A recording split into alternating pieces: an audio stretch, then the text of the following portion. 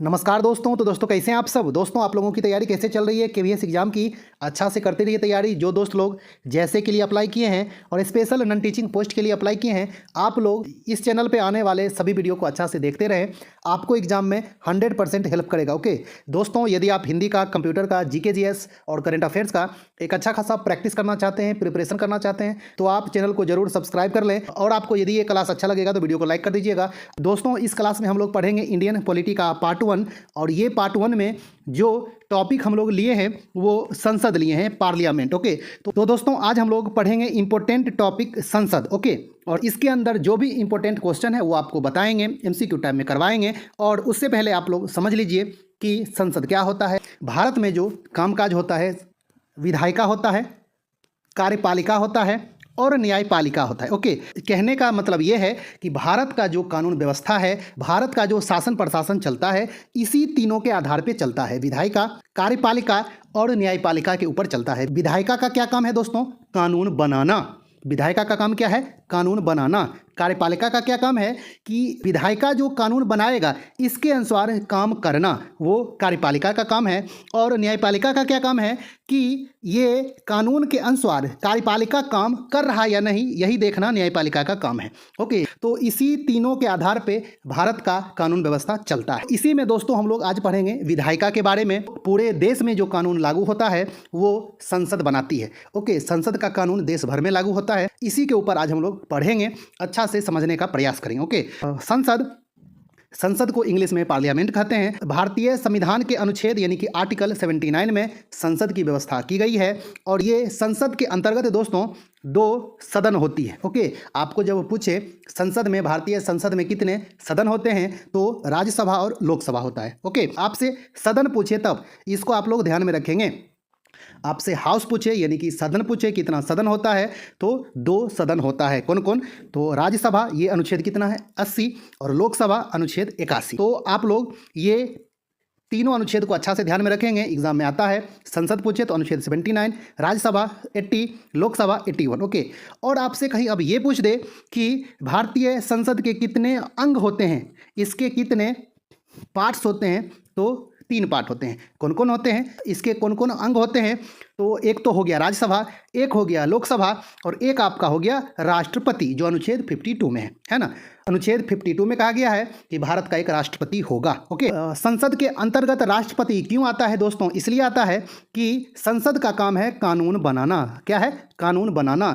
और जब तक कानून पे राष्ट्रपति का हस्ताक्षर नहीं होता है, साइन नहीं होता है, तब तक कानून नहीं बनता है।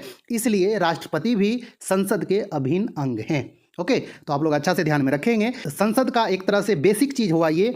अब आइए हम लोग इस पे एक एक करके आसान क्वेश्चन, टफ क्वेश्चन देख लेते हैं और इस पे 1 से 2 वीडियो और लाएंगे। ज़्यादा से ज़्यादा बताने का, प्रैक्टिस कराने का प्रयास करेंगे। और दोस्तों ये सभी क्वेश्चन आपका हर एक एग्जाम में काम देगा। ऐसा नहीं कि ओनली केवीएस के लिए है। आप यदि एसएससी का तैयारी कर रहे हैं, एसएससी, सीजीएल, सीएचएसएल, एमटीएस, सभी में जीके अब एक इंपॉर्टेंट पार्ट हो गया है। पीटी में भी, मेंस में भी, है ना। एसएससी एमटीएस में तो अब आपका इंग्लिश और जीके पे ही जॉब होगा, है ना। तो दोस्तों देखिए पहला क्वेश्चन क्या कह रहा है और आप लोग भी कमेंट्स करके बताइएगा कि आपको कितना सही हुआ, पहले से आपको कितना पता था। ओके पहला क्वेश्चन क्या है दोस्तों? भारत में सरकार की संसदीय प्रणाली कहाँ से ग्रहण की गई है? यानी कि भारत का जो संसदीय शासन प्रणाली है वो कहाँ से ग्रहण किया गया है? ऑप्शन है अमेरिकी संविधान, रूसी संविधान, ब्रिटिश संविधान, अंतिम ऑप्शन है स्विस संविधान। तो दोस्तों इसका सही आंसर क्या होगा? भारत का संसदीय शासन प्रणाली कहाँ से लिया गया है? दोस्तों इसका सही आंसर होगा ये ब्रिटिश संविधान से लिया गया है। आप लोग अच्छा से ध्यान में रखिएगा कि भारत का जो संसदीय शासन प्रणाली है वो ब्रिटेन से लिया गया है, यानी कि ब्रिटिश संविधान से। ओके चलिए अगला देखते हैं क्वेश्चन नंबर 2। क्वेश्चन नंबर 2 क्या है दोस्तों? भारतीय संसद के अपर हाउस को किस नाम से जाना जाता है? आपका ऑप्शन है senate, Rajya Sabha, house of lord, Vidhan Sabha. तो दोस्तों भारतीय संसद के अपर हाउस को किस नाम से जाना जाता है? आप लोग अपना आंसर कन्फर्म कर लें। दोस्तों इसका सही आंसर होगा ऑप्शन बी, राज्यसभा को। राज्यसभा को अपर हाउस के नाम से जाना जाता है। इसको वृद्ध सभा भी कहा जाता है, इसको बुजुर्गों की सभा भी कहा जाता है, क्योंकि इसमें एजेड सांसद बैठे होते हैं। ओके तो आप लोग अच्छा से ध्यान में रखिएगा। राज्यसभा किस अनुच्छेद के अंतर्गत है? 80 है ना, 80 आप लोग अच्छा से ध्यान में रखेंगे। चलिए अगला देखते हैं। और लोकसभा को लोअर हाउस कहा जाता है, निम्न सदन, और हिंदी में लिखेगा इसको राज्यसभा को उच्च सदन। ओके, तो आप लोग इस सभी बात को अच्छा से ध्यान में रखेंगे। राज्यसभा को उच्च सदन, लोकसभा को निम्न सदन। Okay, upper house, lower house. चलिए अगला देखते हैं क्वेश्चन नंबर 3 नंबर क्या है दोस्तों, भारतीय संविधान के किस अनुच्छेद में यह उल्लेख किया गया है कि लोकसभा में एक अध्यक्ष और एक उपाध्यक्ष आवश्यक रूप से होना चाहिए? संविधान के किस आर्टिकल में कहा गया है? आप लोग अपना आंसर कंफर्म करें। इसका ऑप्शन है अनुच्छेद 85, अनुच्छेद 100, अनुच्छेद 97, अनुच्छेद 93। तो दोस्तों इसका सही आंसर क्या होगा? आप लोग अपना आंसर कंफर्म कर लें। दोस्तों इसका सही आंसर हो जाएगा ऑप्शन डी, अनुच्छेद 93 में ये कहा गया है लोकसभा का एक अध्यक्ष और एक उपाध्यक्ष होगा। ओके, तो आप लोग अच्छा से ध्यान में रखेंगे। चलिए अगला देखते हैं क्वेश्चन नंबर 4। क्वेश्चन नंबर 4 क्या है दोस्तों, भारतीय संसद के संयुक्त सत्र की अध्यक्षता कौन करता है? तो आपका ऑप्शन है राज्यसभा का सभापति, संसद का वरिष्ठतम सदस्य, लोकसभा का अध्यक्ष, भारत का राष्ट्रपति। तो दोस्तों इसका सही आंसर क्या हो जाएगा? आप लोग अपना आंसर कंफर्म कर लें। दोस्तों इसका सही आंसर हो जाएगा ऑप्शन सी, लोकसभा का अध्यक्ष। लोकसभा का अध्यक्ष जो होते हैं वो संयुक्त सत्र की अध्यक्षता करते हैं, और ये संयुक्त सत्र उस समय बुलाया जाता है जब मान लीजिए कि कोई कानून बनाने में दोनों सदन में असहमति हो, सहमति नहीं बन रही हो। उस समय राष्ट्रपति क्या करते हैं कि संयुक्त अधिवेशन बुलाते हैं। उसमें लोकसभा राज्यसभा के दोनों सदनों के सदस्य जो होते हैं वो उसमें उपस्थित होते हैं। उसके बाद उस पर चर्चा होती है और कानून को पास कराया जाता है। ओके, तो उस संयुक्त सत्र जो होता है उसका अध्यक्षता कौन करता है? तो उसका अध्यक्षता लोकसभा अध्यक्ष करते हैं। किस अनुच्छेद के अंतर्गत? तो 118 के 4। ओके, आपसे अनुच्छेद पूछे कि संयुक्त सत्र की अध्यक्षता किस अनुच्छेद के अंतर्गत किया जाता है लोकसभा अध्यक्ष के द्वारा, तो 118 के 4। और कहीं आपसे ये पूछ दे संसद के संयुक्त सत्र कौन बुलाता है, तो राष्ट्रपति बुलाता है। किस अनुच्छेद के तहत? तो अनुच्छेद 108 के अंतर्गत। ओके, कोई विधेयक पर दोनों सदनों में असहमति रहे तो उस स्थिति में राष्ट्रपति संयुक्त सत्र बुलाते हैं। उसका अध्यक्षता लोकसभा अध्यक्ष यानी कि स्पीकर करते हैं। ओके, चलिए तो आप लोग इस सभी बातों को ध्यान में रखिएगा, सभी बातें इंपॉर्टेंट है। ओके, 5 नंबर क्या है दोस्तों, लोकसभा में प्रश्नों की स्वीकार्यता का फैसला कौन करता है? आपका ऑप्शन है प्रधानमंत्री, उपाध्यक्ष, अध्यक्ष, उपराष्ट्रपति। तो दोस्तों इसका सही आंसर क्या होगा? आप लोग अपना आंसर कंफर्म कर लें। दोस्तों इसका सही आंसर होगा ऑप्शन सी, अध्यक्ष। ओके, कौन सा प्रश्न स्वीकार किया जाए ये डिसीजन लेने का काम अध्यक्ष का होता है। लोकसभा में लोकसभा अध्यक्ष और राज्यसभा में राज्यसभा के सभापति जो होते हैं यानी कि उपराष्ट्रपति है ना, उनका काम होता है ये डिसीजन लेना कि कौन सा क्वेश्चन को स्वीकार किया जाए। सदस्य लोग जो प्रश्न पूछना चाहते हैं ये अध्यक्ष के ऊपर होता है लोकसभा में कौन से क्वेश्चन को प्रश्न को स्वीकार किया जाए। ओके, तो आप लोग अच्छा से ध्यान में रखेंगे।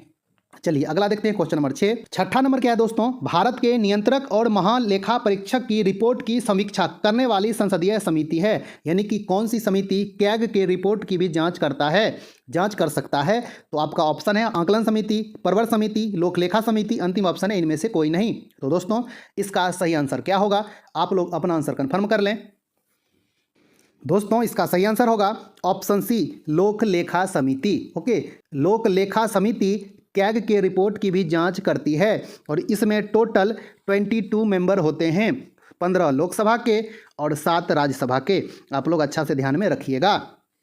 और ये जो आकलन समिति होती है इसको प्रांकलन समिति भी कहा जाता है। ओके, इसमें 30 मेंबर होते हैं और सभी के सभी लोकसभा के होते हैं। आप लोग इन सभी बातों को ध्यान में रखेंगे। ओके, चलिए अगला देखते हैं क्वेश्चन नंबर 7 नंबर क्या है दोस्तों, संसद की लोक लेखा समिति का अध्यक्ष नियुक्त किया जाता है, यानी कि संसदीय समिति सब जो होती है उसके अध्यक्ष की नियुक्ति कौन करते हैं? तो आपका ऑप्शन है लोकसभा के अध्यक्ष द्वारा, भारत के प्रधानमंत्री द्वारा, भारत के राष्ट्रपति द्वारा, अंतिम ऑप्शन है राज्यसभा के अध्यक्ष द्वारा। तो दोस्तों इसका सही आंसर क्या होगा? आप लोग अपना आंसर कन्फर्म कर लें।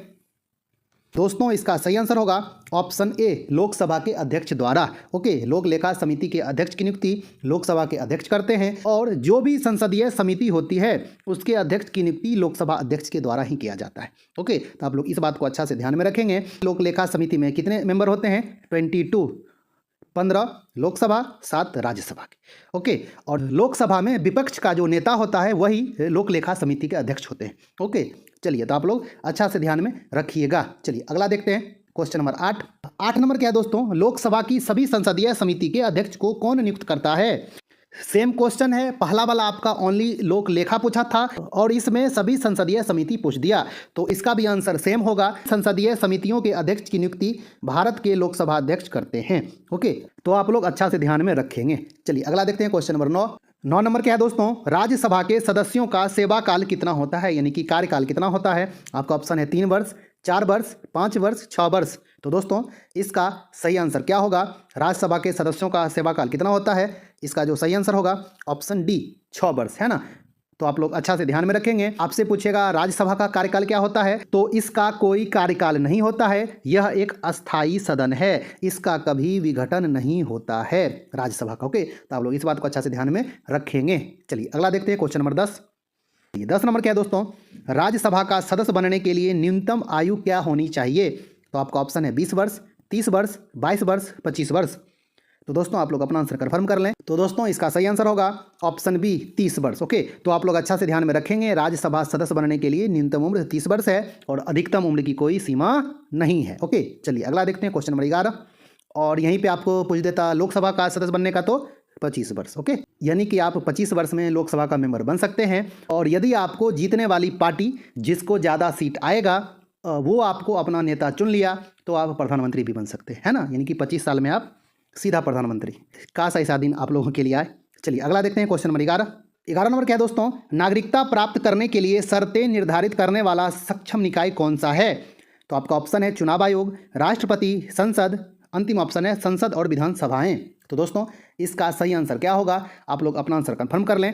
नागरिकता पर कानून बनाने का अधिकार संसद को होता है। ओके, तो आप लोग अच्छा से ध्यान में रखेंगे और स्पेशल आपको नागरिकता भी पूरा पढ़ा देंगे, उसमें जितना इंपॉर्टेंट बातें हैं आपको बता देंगे। उसका जो अनुच्छेद 5 से 11 तक है वो भी आपको अच्छा से पढ़ा देंगे। ओके, चलिए अगला देखते हैं, क्वेश्चन नंबर 12 नंबर क्या है दोस्तों, भारतीय संघ में नए राज्य की स्वीकृति कौन देता है। तो आपका ऑप्शन है राष्ट्रपति, उच्चतम न्यायालय, प्रधानमंत्री, अंतिम ऑप्शन है संसद। तो भारत में यदि कोई नया राज्य बनाना है, स्टेट या फिर कोई बाहर से नया राज्य मिलाना है, तो इसकी स्वीकृति कौन देता है, आप लोग अपना आंसर कंफर्म कर लें। तो दोस्तों इसका सही आंसर होगा ऑप्शन डी, ये काम संसद का होता है। नए राज्यों की स्वीकृति संसद के द्वारा दी जाती है। और इसका अनुच्छेद क्या है दोस्तों, जब बाहर से कोई राज्य को मिलाना हो तो अनुच्छेद 2 के अंतर्गत ये काम की जाती है। कोई राज्य को भारत में मिलाना हो तो अनुच्छेद 2 के तहत वो काम किया जाएगा। और यदि अपने भारत के अंतर्गत जो राज्य है उसको अलग अलग करने का या फिर 2 राज्यों को एक राज्य करने का, ये सभी काम अनुच्छेद 3 के अंतर्गत होता है। ओके, तो आप लोग अच्छा से ध्यान में रखेंगे। अगला देखते हैं, क्वेश्चन नंबर 13 नंबर क्या है दोस्तों, अखिल भारतीय सेवाओं के सृजन की शक्ति किसे प्राप्त है। तो आपका ऑप्शन है उच्चतम न्यायालय, संसद, मंत्रिपरिषद, प्रधानमंत्री। तो दोस्तों इसका सही आंसर क्या होगा, अखिल भारतीय सेवाओं के सृजन की शक्ति किसे प्राप्त है, तो ये संसद को प्राप्त है। आप लोग अच्छा से ध्यान में रखेंगे। और अखिल भारतीय सेवाओं को जो सृजन किया जाता है अनुच्छेद 312 के 1 के तहत। ओके, तो आप लोग इस बात को अच्छा से ध्यान में रखेंगे। आपसे स्पेशल सदन पूछे, इसमें ज़्यादा अधिकार किसको होता है, लोकसभा या राज्यसभा को।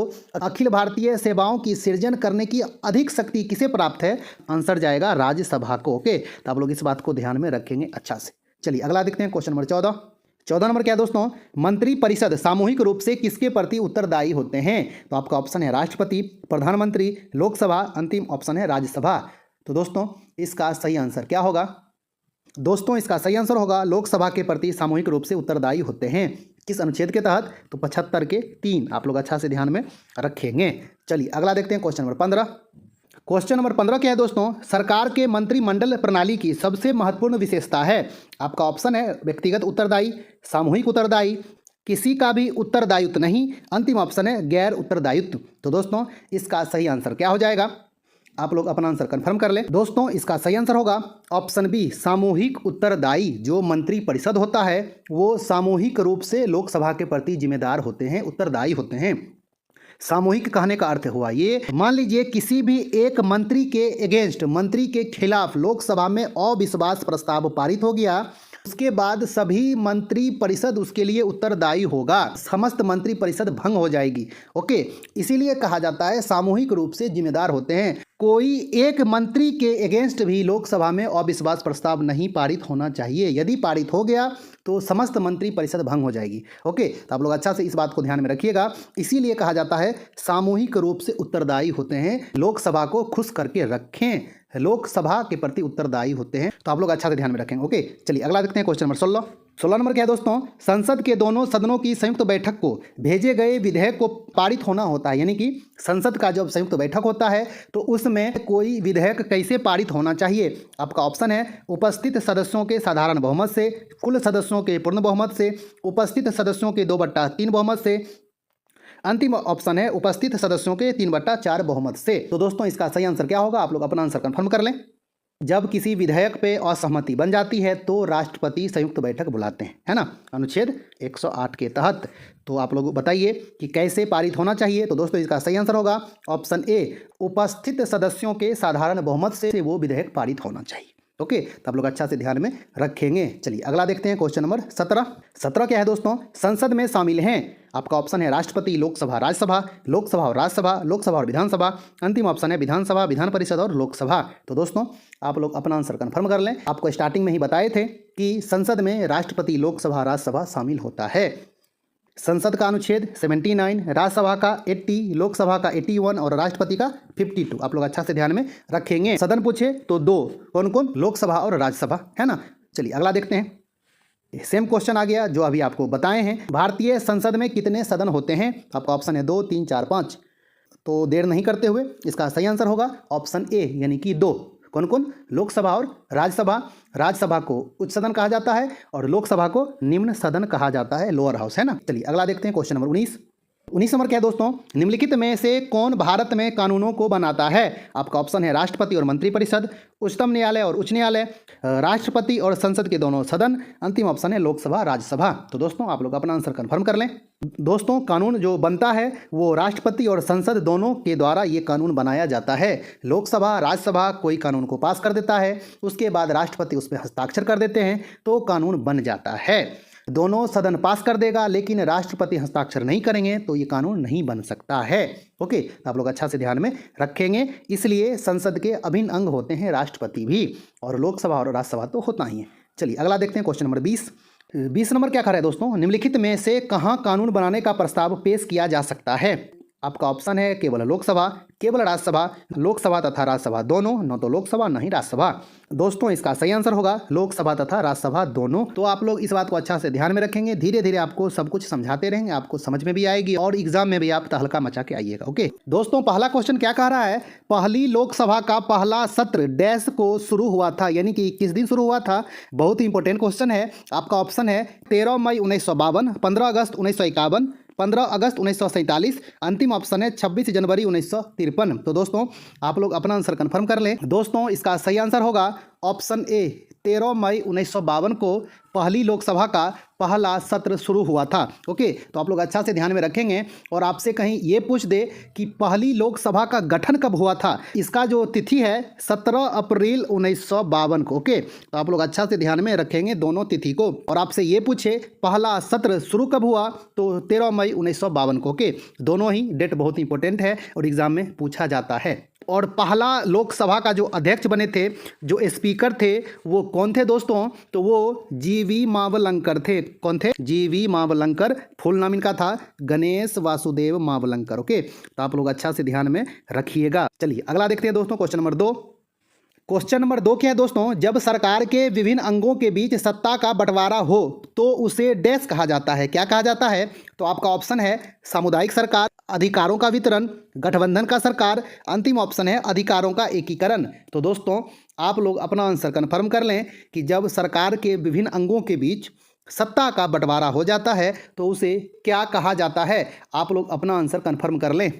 तो दोस्तों इसका सही आंसर होगा ऑप्शन बी, अधिकारों का वितरण। ओके, शक्ति पृथक्करण के सिद्धांत पर काम करता है। शक्ति का बंटवारा अलग अलग किया गया है, कार्यपालिका, विधायिका, न्यायपालिका, सबके बीच शक्ति का बंटवारा कर दिया गया है कि किसका काम क्या है। ओके, तो आप लोग अच्छा से ध्यान में रखिएगा कि जब सरकार के विभिन्न अंगों के बीच सत्ता का बंटवारा हो जाता है तो उसे अधिकारों का वितरण कहा जाता है, और ये मुख्यतः शक्ति पृथक्करण के सिद्धांत पर होता है। ओके, मतलब किसी एक के हाथ में सत्ता का चाबी ना रहे, शक्ति का बंटवारा कर दिया जाए कार्यपालिका, विधायिका, न्यायपालिका के बीच, तो उसी को अधिकारों का वितरण कहा जाता है। तो आप लोग अच्छा से ध्यान में रखिएगा इस बात को। बहुत ही इंपॉर्टेंट क्वेश्चन है और बहुत ही कॉन्सेप्ट बेस्ड क्वेश्चन है। ओके, चलिए अगला देखते हैं क्वेश्चन नंबर 3।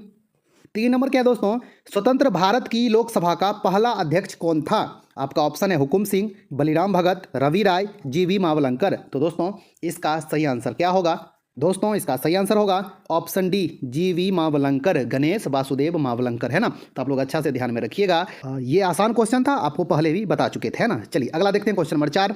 चौथा नंबर क्या है दोस्तों, भारतीय संविधान के अनुसार संसद के दोनों सदनों के अधिवेशन एक वर्ष में कम से कम कितनी बार बुलाना जरूरी है?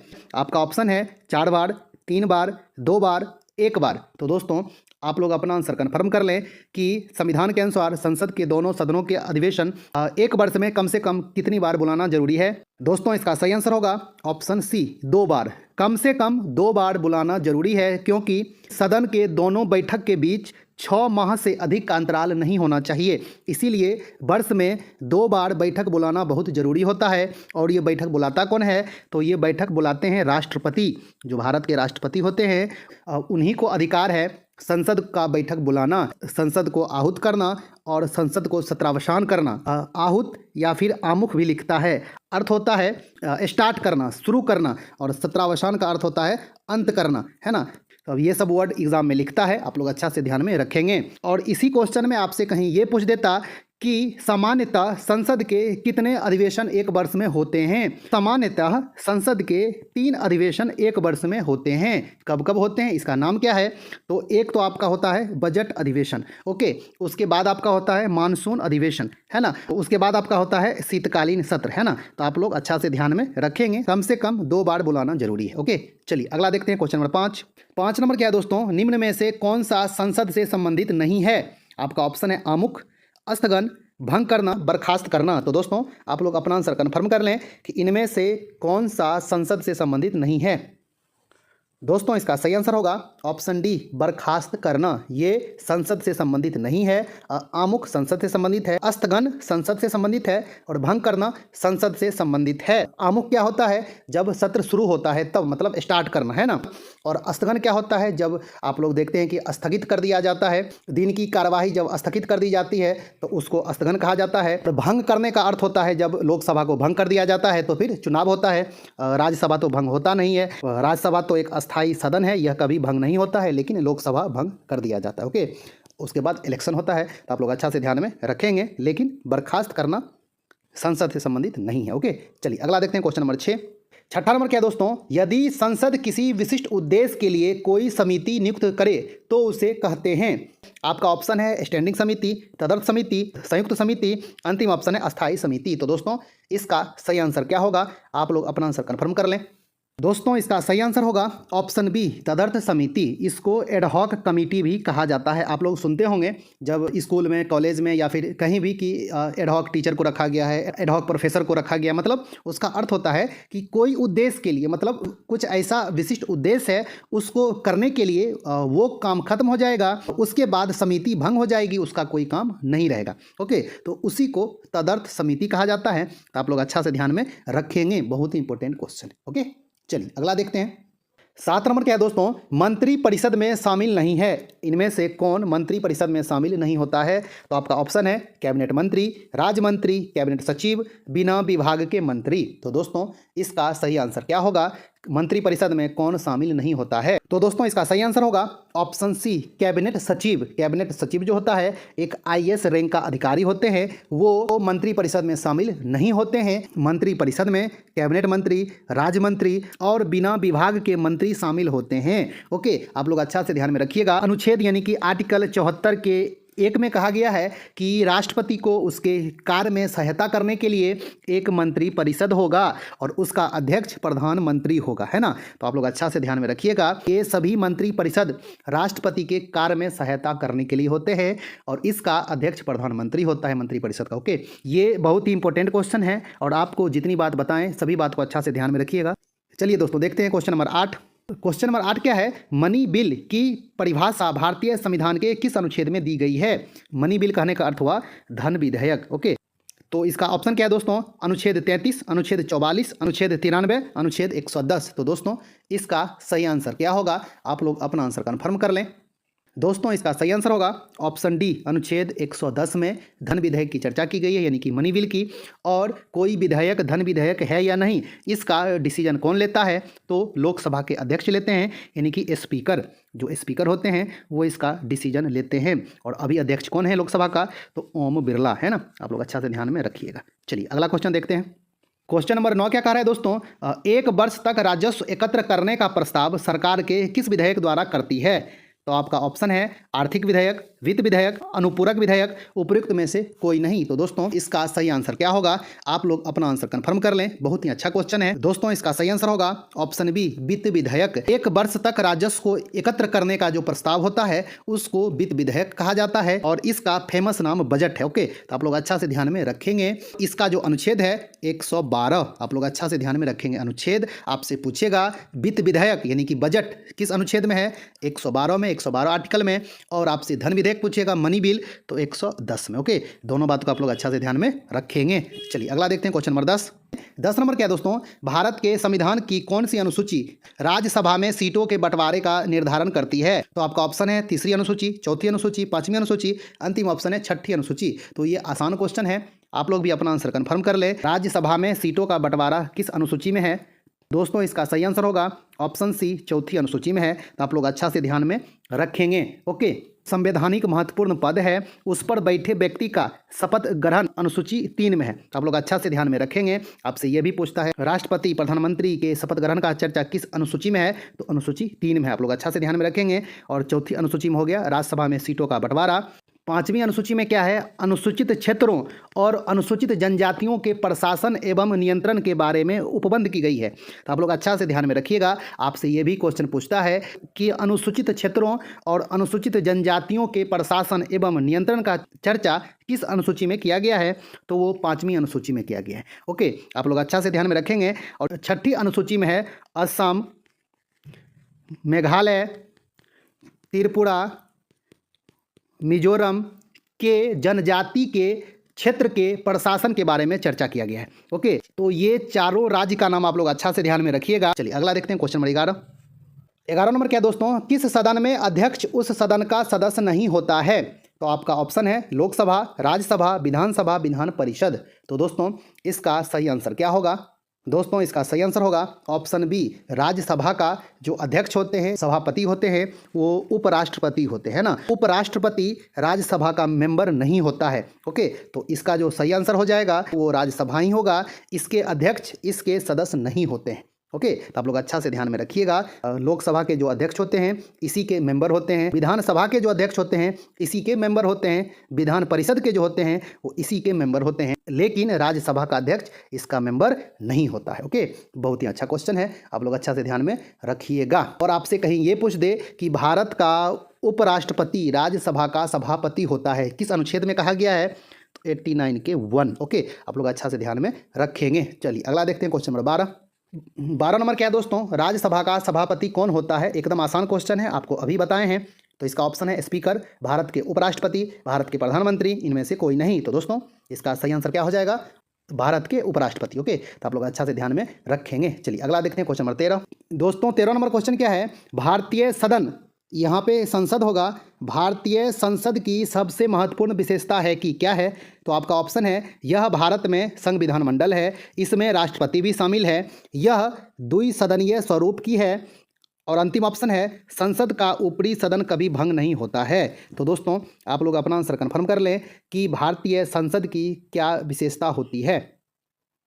दोस्तों इसका जो सही आंसर होगा ऑप्शन बी, इसमें राष्ट्रपति भी शामिल होता है। भारतीय संसद में राष्ट्रपति भी शामिल होता है, यही इसकी एक महत्वपूर्ण विशेषता है। तो आप लोग अच्छा से ध्यान में रखिएगा। चलिए अगला देखते हैं क्वेश्चन नंबर 14 नंबर क्या है दोस्तों? राष्ट्रपति द्वारा राज्यसभा के सदस्यों के नामांकन का नियम किस देश के संविधान से लिया गया था? तो आपका ऑप्शन है संयुक्त राज्य अमेरिका, आयरलैंड, दक्षिण अफ्रीका, अंतिम ऑप्शन है फ्रांस। दोस्तों इसका सही आंसर होगा ऑप्शन बी, आयरलैंड। ओके, तो आप लोग जानते हैं कि राष्ट्रपति द्वारा राज्यसभा में 12 मेंबर का नामांकन किया जाता है ना, मनोनीत किया जाता है। ये प्रावधान जो है वो आयरलैंड से लिया गया है। लोग अच्छा से ध्यान में रखिएगा, बहुत ही इंपॉर्टेंट क्वेश्चन है। चलिए अगला देखते हैं क्वेश्चन नंबर 15 15 नंबर क्या है दोस्तों, निम्न में से कौन सा प्रस्ताव संघीय बजट से संबंधित है? तो आपका ऑप्शन है स्थगन, निंदा, कटौती, अंतिम ऑप्शन है उपयुक्त में से कोई नहीं। दोस्तों इसका जो सही आंसर होगा क्या होगा, आप लोग अपना आंसर कंफर्म कर लें। तो दोस्तों इसका जो सही आंसर होगा ऑप्शन सी कटौती होगा। ये कटौती संघीय बजट से संबंधित है। ओके, तो आप लोग अच्छा से ध्यान में रखिएगा। चलिए अगला देखते हैं क्वेश्चन नंबर 16 नंबर क्या है दोस्तों, लोकसभा का कार्यकाल कितनी बार 6 वर्ष तक बढ़ाया गया था? तो आपका ऑप्शन है 1 बार, 2 बार, 3 बार और अंतिम ऑप्शन है कभी नहीं। तो दोस्तों आप लोग अपना आंसर कंफर्म कर लें कि अभी तक कितनी बार लोकसभा का कार्यकाल 6 वर्ष तक बढ़ाया गया है। तो दोस्तों इसका जो सही आंसर होगा ऑप्शन ए 1 बार। ओके, अभी तक केवल 1 बार ही लोकसभा का कार्यकाल 6 वर्ष का किया गया है। इसका जो कार्यकाल होता है लोकसभा का वो 5 वर्ष का ही होता है। ओके, लेकिन 1975 में आपातकाल लगाया गया था। उस समय प्रधानमंत्री जो थे वो इंदिरा गांधी थे। ये लोकसभा का जो कार्यकाल 5 वर्ष का था, इसको बढ़ाकर 6 वर्ष कर दिया गया। कब किया गया? तो ये संविधान में संशोधन किया गया। 42वीं संविधान संशोधन हुआ 1976 में, और इसी में लोकसभा का कार्यकाल 5 वर्ष से बढ़ाकर 6 वर्ष कर दिया गया। ओके, तो आप लोग अच्छा से ध्यान में रखिएगा, बहुत ही इंपॉर्टेंट क्वेश्चन है। और ये कौन सी लोकसभा थी? ये 5वीं लोकसभा थी। ओके, जिसका कार्यकाल 5 वर्ष से बढ़ाकर 6 वर्ष कर दिया गया 42वीं संविधान संशोधन के द्वारा 1976 में। ओके, आप लोग अच्छा से ध्यान में रखेंगे इस बात को। और अब आपके मन में ये क्वेश्चन आएगा कि जब 6 वर्ष हो गया तो फिर 5 वर्ष कब हुआ? मतलब जैसे अभी आप लोग देख रहे हैं, हम लोग देख रहे हैं कि लोकसभा का कार्यकाल जो होता है 5 वर्ष का होता है। जब मोरारजी देसाई की सरकार आई तो फिर 1978 में संविधान में 44वां संविधान संशोधन किया गया। उसमें फिर से कार्यकाल 6 साल से घटाकर 5 वर्ष कर दिया गया लोकसभा कार्यकाल। ओके, तो आप लोग अच्छा से ध्यान में रखिएगा। दोनों तरह के क्वेश्चन एग्जाम में पूछे जाते हैं कि 5 वर्ष से 6 वर्ष कब किया गया, कौन सा संशोधन द्वारा? तो इसका आंसर होगा 42वीं। आपसे पूछे 6 साल से 5 वर्ष कब किया गया, तो इसका आंसर होगा 44वीं, है ना। तो दोनों ही बहुत इंपॉर्टेंट है, आप लोग अच्छा से ध्यान में रखेंगे। चलिए अगला देखते हैं क्वेश्चन नंबर 17 नंबर क्या है दोस्तों, लोकसभा का कार्यकाल जो मूल संविधान के अंतर्गत 5 वर्ष का था 42वें संविधान संशोधन द्वारा बढ़ाकर कितना कर दिया गया था? एकदम आसान है, अभी आपको बताए हैं। इसका आंसर हो जाएगा 6 वर्ष, है ना। और ये कौन सी लोकसभा थी? तो 5वीं लोकसभा थी। ओके, उस समय प्रधानमंत्री कौन थे? इंदिरा गांधी। ओके, चलिए अगला देखते हैं क्वेश्चन नंबर 18 नंबर क्या है दोस्तों, भारत में किसकी स्वीकृति के बिना कोई भी सरकारी खर्चा नहीं किया जा सकता? तो आपका ऑप्शन है संसद, प्रधानमंत्री, राष्ट्रपति, अंतिम ऑप्शन है उच्चतम न्यायालय यानी कि सुप्रीम कोर्ट। तो दोस्तों इसका सही आंसर क्या हो जाएगा? दोस्तों इसका जो सही आंसर होगा ऑप्शन ए, संसद की स्वीकृति के बिना कोई भी सरकारी खर्चा नहीं किया जा सकता है। आप लोग अच्छा से ध्यान में रखेंगे। चलिए अगला देखते हैं क्वेश्चन नंबर 19। क्वेश्चन नंबर 19 क्या है दोस्तों, भारतीय संविधान के अधिकांश उपबंधों का संशोधन किया जा सकता है। आपका ऑप्शन है राज्य विधानसभाओं द्वारा एक साथ मिलकर, अकेले संसद द्वारा। अगला ऑप्शन है संसद और राज्य विधानसभाओं के संयुक्त अनुमोदन द्वारा।